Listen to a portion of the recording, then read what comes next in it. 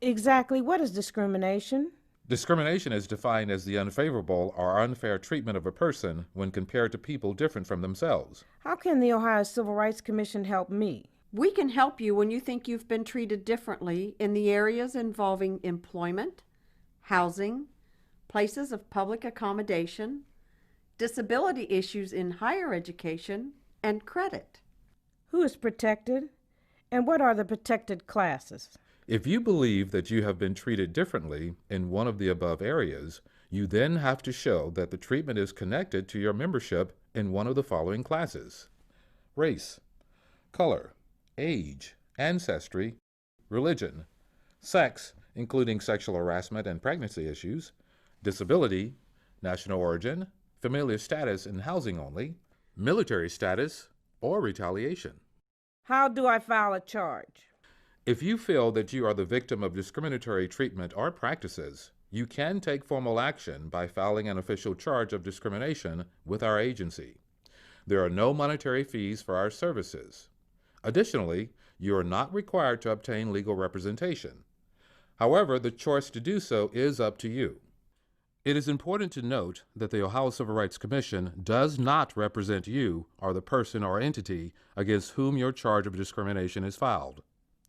We are a neutral agency put in place to gather information related to your allegations and make a determination based on the facts as to whether or not discrimination has occurred. You will be responsible for listing the discriminatory treatment and/or practices. Charges must be filed in our office no later than 6 months after the date in which the discrimination took place. However, in housing cases, you have up to a year to file a charge. You will also be required to provide copies of relevant documents and witness contact information that will support your allegations as listed in your charge of discrimination.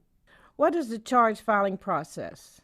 The entire process of filing a charge of discrimination and obtaining a decision can take anywhere from 3 to 12 months. Once you have completed filling out and signing the charge form, you will be provided with 2 options. The first option is our voluntary mediation program.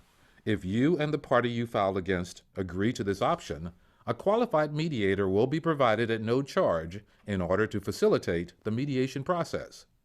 Both parties will have the opportunity to sit down together in the presence of a mediator who will assist the parties in reaching an agreement that is satisfactory to everyone. If an agreement is reached, the process will stop. However, if the parties cannot reach an agreement, your case will be forwarded to an investigative team member who will proceed with the investigation.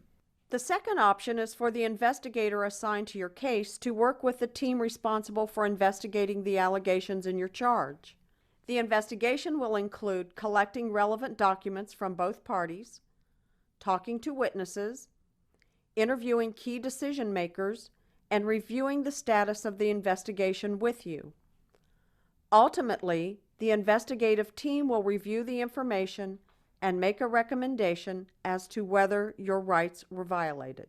What happens after our recommendation is made? You will receive notification of the decision from your investigative team member and an official notice in the mail. This correspondence will explain what next steps will be available to you at that point. If the facts show discrimination occurred, the agency will take corrective action. What is not covered by the laws of discrimination? While we understand you may feel that you have been subjected to discriminatory treatment in many areas of your life, our agency is limited in our enforcement ability and power.